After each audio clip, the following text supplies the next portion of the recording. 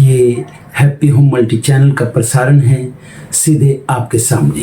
Focus Hindustan Mumbai news channel पर आप सभी का स्वागत। मैं हूं माजिद सिद्दीकी। दुआ सलाम आदाब, जय भीम। हक और हकीकत को बताने वाले खामोश बैठे हैं, सच बोलने वाले पर इल्ज़ाम। आने वाला वक्त ही बताएगा। वीडियो को आखिर तक देखिए।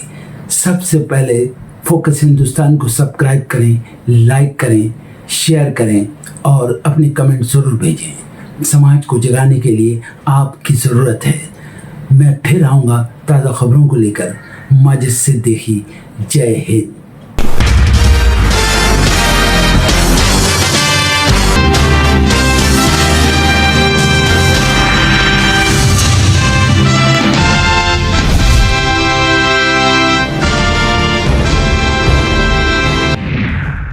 कांग्रेस आज देश भर में मनरेगा बचाओ आंदोलन करेगी शुरू। सभी जिलों में पार्टी करेगी प्रेस कॉन्फ्रेंस। कांग्रेस ने केंद्र सरकार पर मनरेगा को खत्म करने का लगाया है आरोप। आज से गुजरात यात्रा पर पीएम मोदी। सोमनाथ स्वाभिमान पर्व में होंगे शामिल। मंदिर में करेंगे ओंकार जाप। बंगाल के नेता प्रतिपक्ष शुभेंदु अधिकारी का मुख्यमंत्री को नोटिस। 72 घंटे में मांगा जवाब। ममता ने कहा था शुभेंदु कोयला घोटाले का पैसा शाह तक पहुंचाते हैं। शिवसेना यूबीटी प्रमुख उद्धव ठाकरे ने बीजेपी पर साधा निशाना। कहा बीजेपी का हिंदुत्व केवल चुनाव के लिए, ये पार्टी रावण को भी अपने खेमे में शामिल कर सकती है। ईडी की रेड से पश्चिम बंगाल में सियासी पारा हाई। आपस में उलझी टीएमसी और बीजेपी। आईपैक ने कहा ये चिंताजनक। दिल्ली सरकार के मंत्री कपिल मिश्रा पर एफआईआर। आतिशी की वीडियो से छेड़छाड़ करने पर एक्शन। पुलिस ने शुरू की मामले की जांच।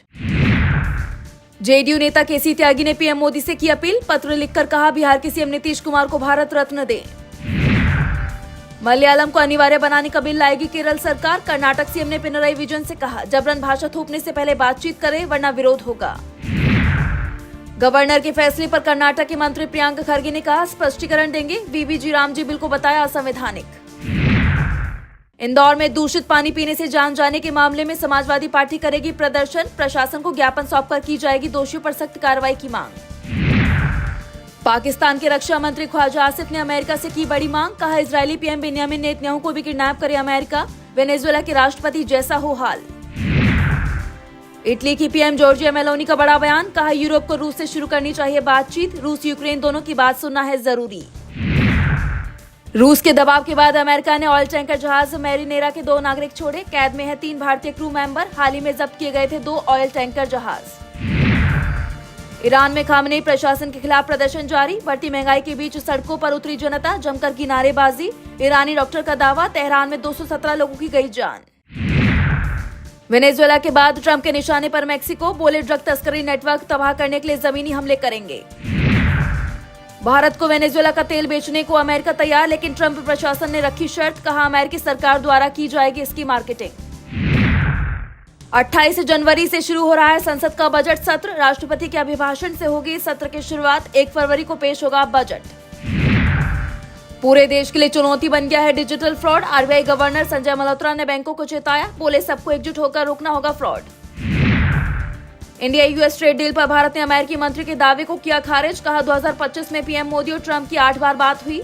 अमेरिका का दावा था कि मोदी ने ट्रंप से नहीं की बात। उत्तर प्रदेश व पश्चिम बंगाल की मंडियों में आलू की कीमतें तेजी से गिरी। किसानों को नहीं मिल रही लागत। मंडियों में भारी आवक और बम्पर पैदावार के कारण कीमतों में आई गिरावट।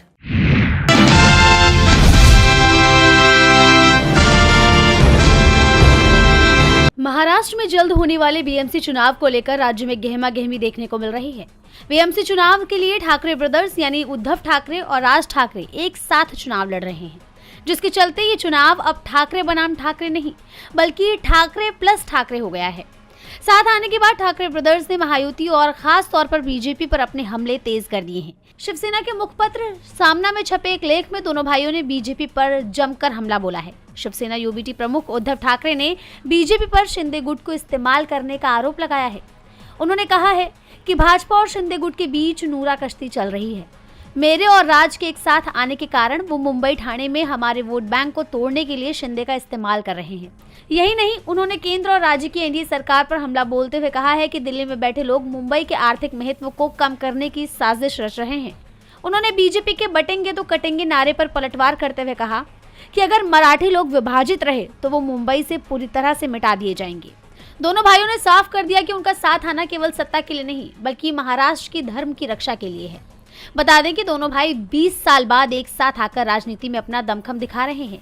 इसी एकता पर बात करते हुए मनसे प्रमुख राज ठाकरे ने कहा कि व्यक्तिगत मतभेद अपनी जगह है, लेकिन जब बात मुंबई और मराठी अस्मिता की आती है तो हम एक हैं। मुंबई के संसाधनों पर पहला अधिकार मुंबईकरों का है। मुंबई का मेयर केवल एक मराठी व्यक्ति ही होना चाहिए और प्रशासन में बाहरी हस्तक्षेप बर्दाश्त नहीं किया जाएगा। देश बहुत बड़ा है, लेकिन समस्या ये है कि बीजेपी की नजर मुंबई और महाराष्ट्र की हर चीज पर है और जिस तरह का राजनीतिक खेल भारतीय जनता पार्टी खेल रही है वो दुर्भाग्यपूर्ण है। राज ठाकरे ने मुंबई के मतदाताओं से अपील की है कि वो इस बार गुस्से में नहीं बल्कि भविष्य के लिए मतदान करें। उन्होंने कहा कि ठाकरे ब्रांड ही मुंबई की ढाल है। दोनों नेताओं ने बीएमसी चुनाव में भाजपा को हराने की भी ठानी है। ठाकरे ब्रदर्स की तीखी बयानबाजी से राज्य का सियासी पारा और चढ़ गया है। बता दें कि ये सारी बातें ठाकरे ब्रदर्स ने एक इंटरव्यू के दौरान कही, जिसके बाद शिवसेना के मुखपत्र स्थापना में छापा गया। जैसा आप जानते हैं कि 15 जनवरी को महाराष्ट्र में मुंबई समेत 29 नगर निगमों में चुनाव होने हैं, जिसके नतीजे 16 जनवरी को घोषित किए जाएंगे। लेकिन उससे पहले ठाकरे ब्रदर्स का साथ आना महायुति पर भारी पड़ता हुआ दिखाई दे रहा है।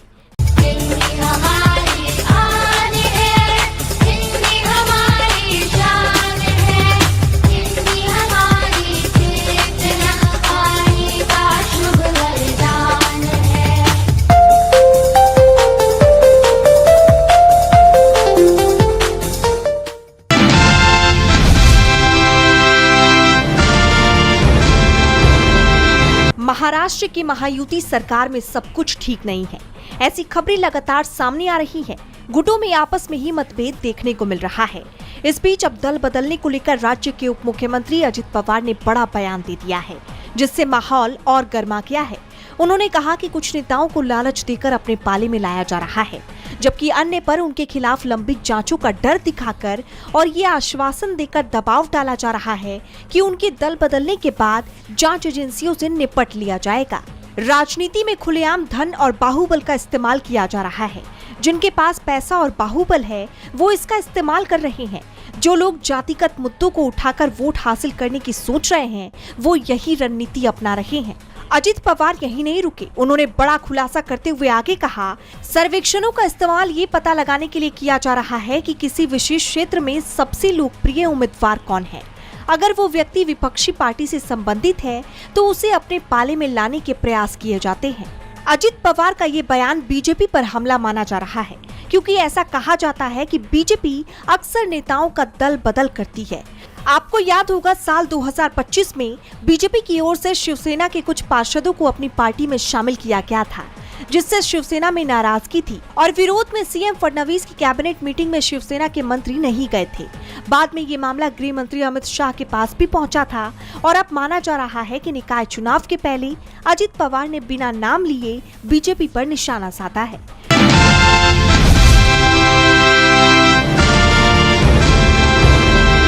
पश्चिम बंगाल में आईपैक के दफ्तर में ईडी की रेड से राज्य का सियासी तापमान अपने चरम पर पहुंच गया है। अब इस पर आईपैक का बयान सामने आया है। एक आधिकारिक बयान जारी करते हुए संस्था ने इसे दुर्भाग्यपूर्ण और चिंताजनक करार दिया।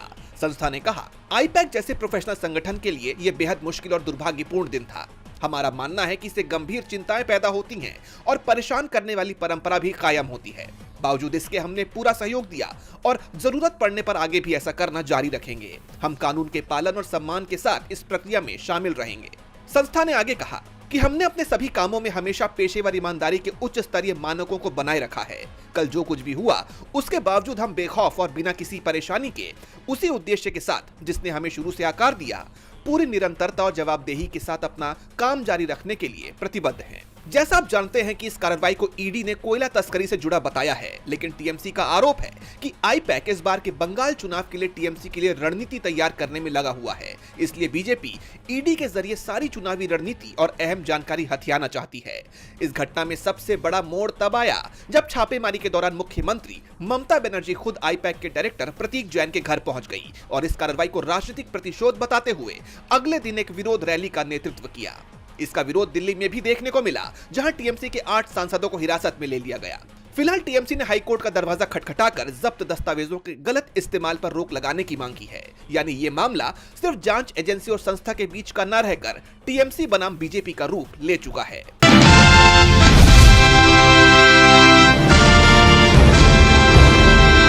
उत्तराखंड में अंकिता भंडारी मामला तूल पकड़ चुका है और इस मामले को लेकर राज्य की बीजेपी से लेकर केंद्र की बीजेपी बुरी तरह घिर गई है। बीजेपी पर आरोपियों के साथ साठगांठ के आरोप लग रहे हैं। आरोप ये भी लग रहे हैं कि बीजेपी उन्हें बचाने की कोशिश कर रही है, जिसे लेकर जनता का गुस्सा फूट पड़ा है। वो सरकार के खिलाफ मोर्चा खोलते हुए सड़क पर उतर आई है। तो वहीं विपक्ष भी इस मुद्दे को लेकर सरकार पर हमलावर रुख अपनाए हुए है और लगातार सीबीआई जांच की मांग कर रहा है। बढ़ते विरोध के बीच आखिरकार सरकार को झुकना पड़ा। सूबे के मुख्यमंत्री पुष्कर सिंह धामी ने अंकिता भंडारी मामले की जांच अब सीबीआई को सौंपने की सिफारिश कर दी है। सीबीआई जांच को लेकर कांग्रेस प्रदेश अध्यक्ष गणेश गोदियाल ने कहा कि अंकिता भंडारी केस में सीबीआई जांच की मांग को मानकर उत्तराखंड की बीजेपी सरकार ने साबित किया है कि इस केस की जांच में गलतियां हुई हैं। सरकार ने सीबीआई जांच की मांग को मानकर निश्चित रूप में साबित किया कि अतीत में सरकार ने गलतियां की हैं।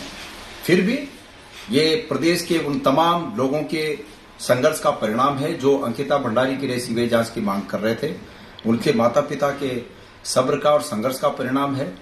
तमाम राजनीतिक दलों के संघर्ष और सब्र का परिणाम है। सामाजिक संगठनों के सब्र और संघर्ष का परिणाम है और कांग्रेस के भी संघर्ष का परिणाम है। सबके संयुक्त संघर्ष का ही परिणाम है। भले इस मामले में सरकार को झुकना पड़ा हो और सीबीआई जांच के लिए मानना पड़ा हो, लेकिन विपक्ष इस मुद्दे पर शांत नहीं बैठने वाला।